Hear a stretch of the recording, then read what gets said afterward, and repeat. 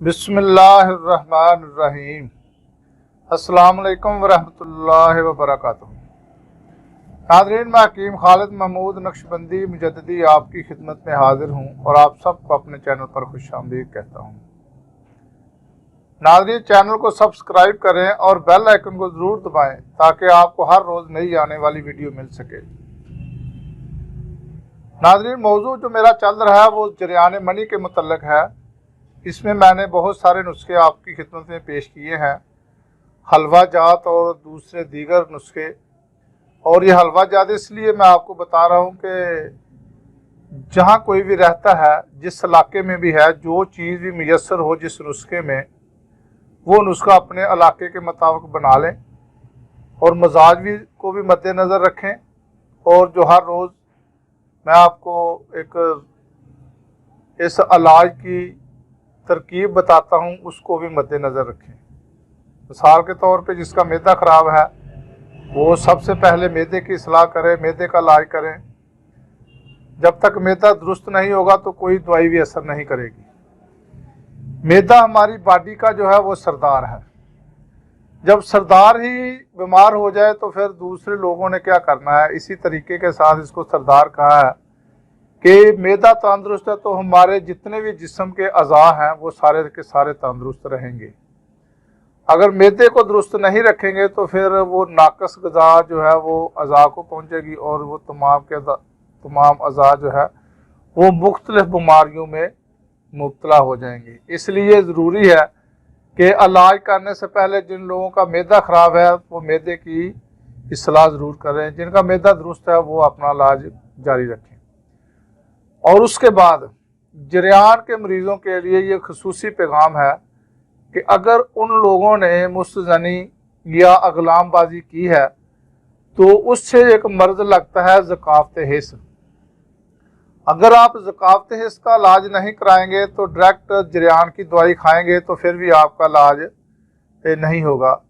इसलिए कि ज़कावत हिस्स तो अपनी जगह मौजूद रही, तो ज़कावत इसकी पहले इस्लाह करें, इसका पहले इलाज करें, उसके बाद जो है ना वो जरियान की दवाई इस्तेमाल करें तो इंशाअल्लाह ताला आपको इससे बहुत ज़्यादा फ़ायदा होगा।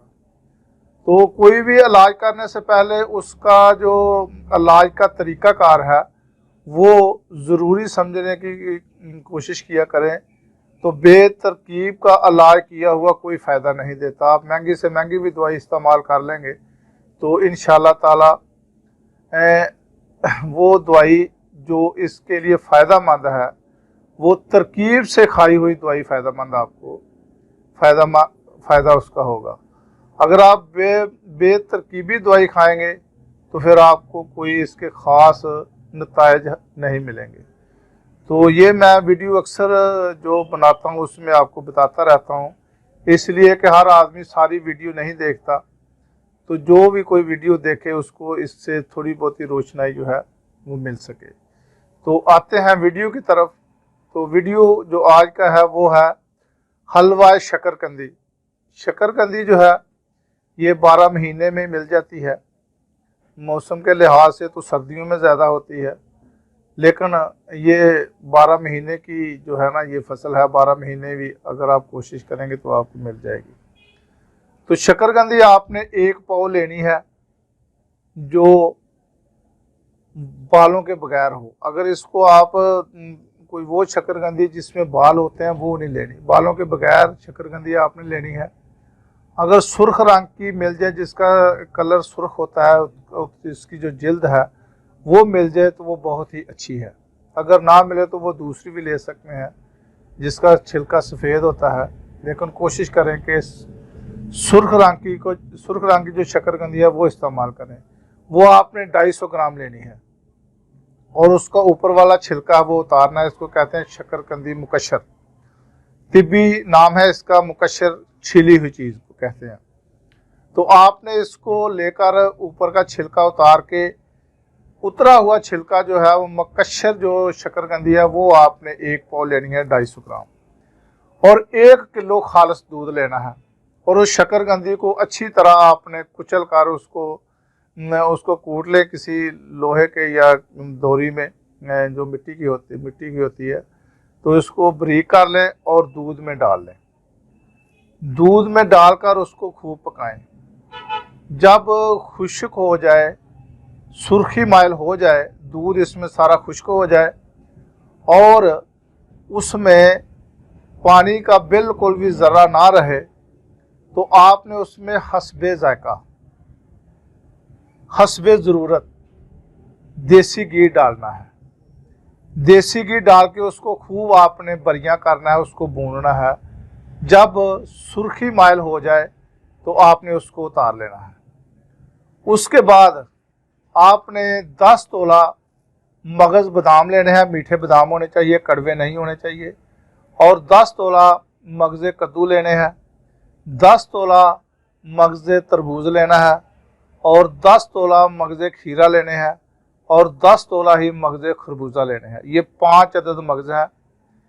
ये लेके इसको भी देसी घी में आपने भूनना है, यानी कि बरियां करना है। तिब्बी नाम है बरियां करना, वैसे आपको सहूलत के लिए हम कह देते हैं कि इसको भून लें।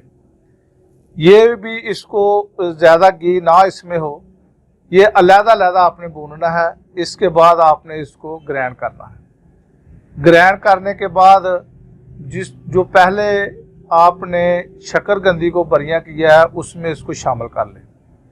शामिल करने के बाद आप इसको महफूज कर लें।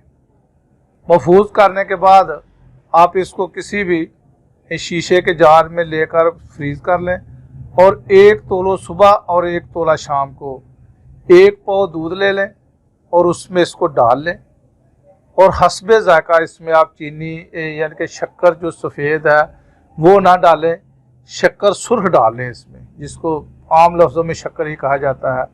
दूसरी को चीनी कहा जाता है लेकिन इसको शक्कर कहा जाता है। लेकिन इसको शक्कर सुर्ख और शक्कर सफ़ेद, शक्कर सफ़ेद जो है वो चीनी है और शक्कर सुर्ख जो है वो शक्कर है।